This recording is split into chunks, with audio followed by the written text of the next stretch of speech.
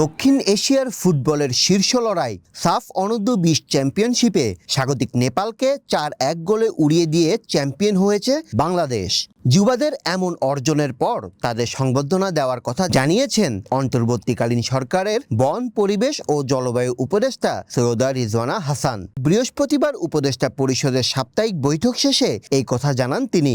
প্রধান উপদেষ্টা ডক্টর মোহাম্মদ ইউনূসের সরকারি বাসভবন যমুনায় উপদেষ্টা পরিষদের এই বৈঠক অনুষ্ঠিত হয়। সেখানে বাংলাদেশের যুবাদের প্রথমবার সাব চ্যাম্পিয়ন হওয়ার বিষয়টিও উঠে এসেছে, যা নিয়ে পরবর্তীতে সংবাদ মাধ্যমকে রিজওয়ানা হাসান বলেন, সাফ অনূর্ধ্ব-20 চ্যাম্পিয়ন হয় বাংলাদেশ ফুটবল টিমকে সরকার সংবর্ধনা দেবে।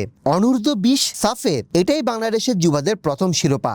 বুধবার নেপালের আনফা কমপ্লেক্সে স্বাগতিক নেপালকে 4-1 গোলে হারিয়ে সাফ অনূর্ধ্ব-20 চ্যাম্পিয়নশিপে শিরোপা জয় করে বাংলাদেশ।